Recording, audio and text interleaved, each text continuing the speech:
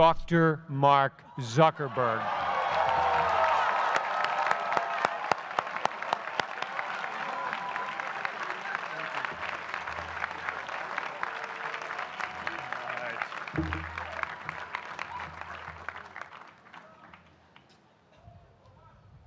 I love this place. Thank you all for coming out in the rain, the pouring rain. We're going to make this worth it for you.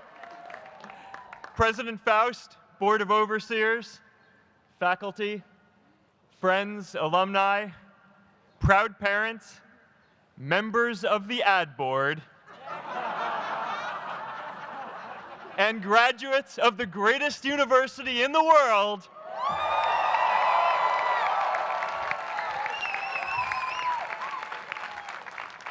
I am honored to be here with you today because, let's face it, you accomplished something I never could. If I get through this speech today, it'll be the first time I actually finish something here at Harvard. Class of 2017, congratulations.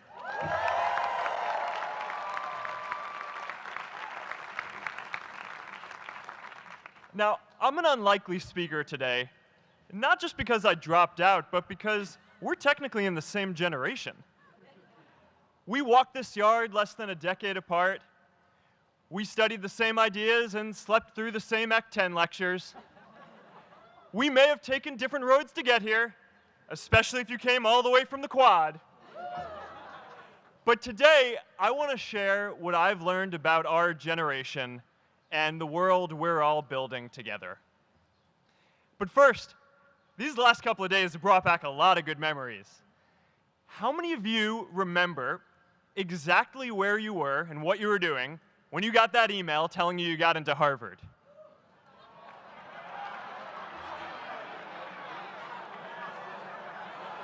I was playing the video game Civilization, and I ran downstairs and got my dad, and for some reason, his first reaction was to video me opening the email. That could have been a really, really sad video. But I swear, getting into Harvard is the thing my parents are most proud of me for. My mom is nodding. You all know what I'm talking about. Look, guys, it's tough to beat this. You'll see when you get out there. How many of you remember your first lecture here at Harvard? Mine was Computer Science 121 with the incredible Harry Lewis. Harry.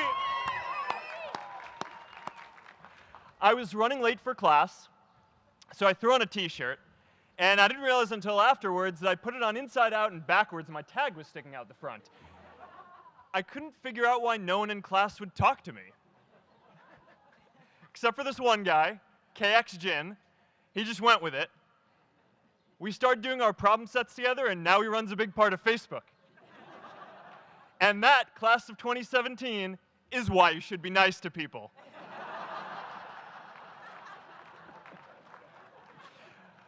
But my best memory from Harvard is meeting Priscilla.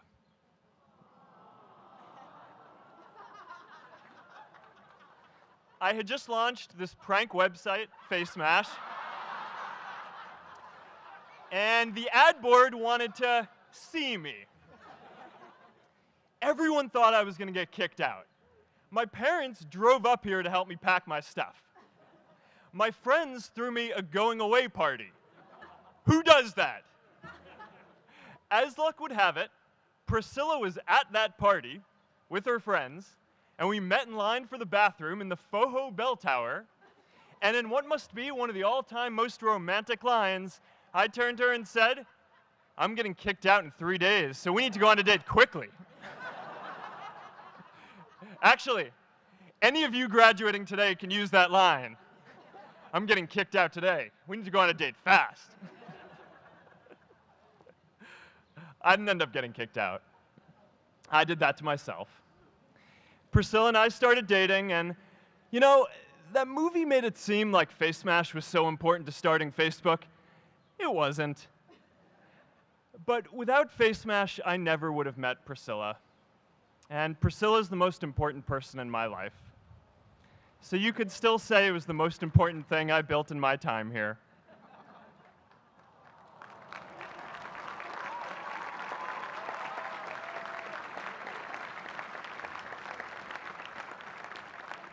We have all started lifelong friendships here, and some of us even families.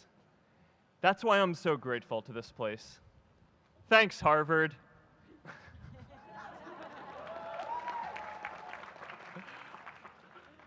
Today, I want to talk about purpose.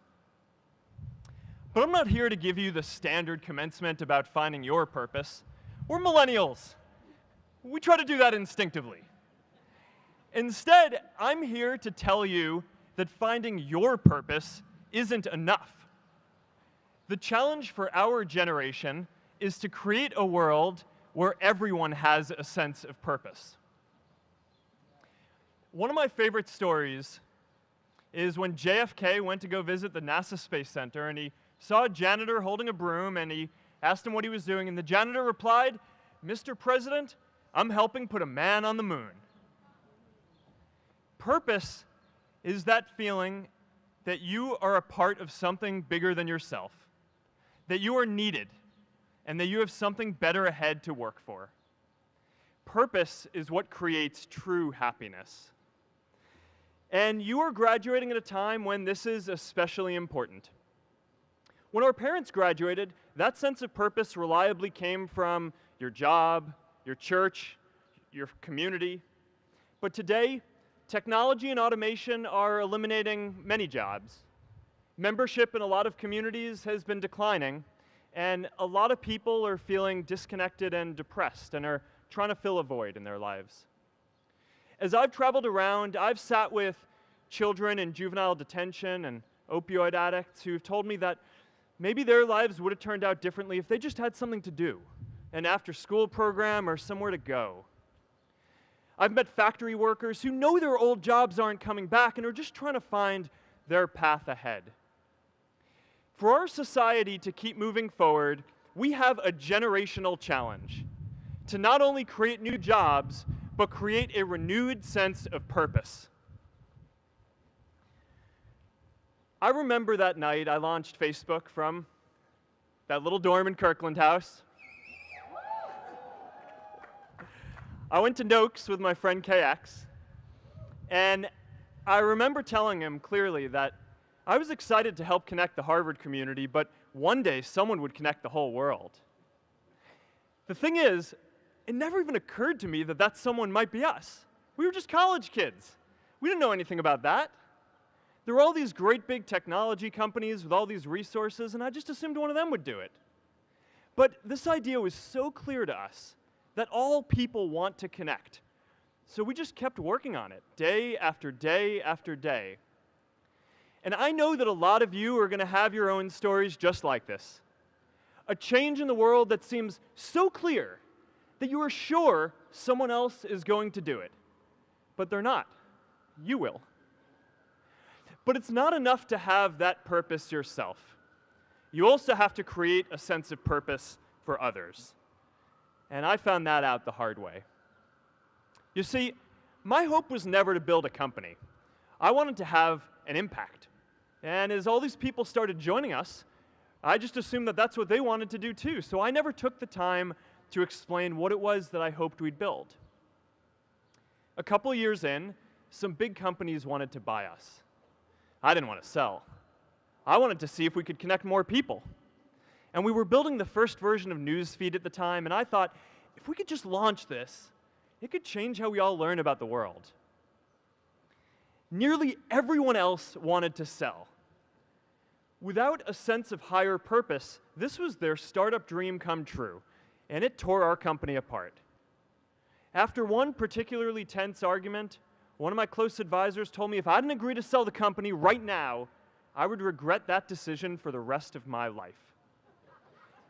Relationships were so frayed that within a year or so, every single person on our management team was gone. That was my hardest time leading Facebook. I believed in what we were doing, but I felt alone. And worse, it was my fault. I wondered if I was just wrong, an imposter, a 22-year-old kid who had no idea how things actually worked. Now, years later, I understand that is how things work when there's no sense of higher purpose. So it's up to all of us to create it so we can all keep moving forward together.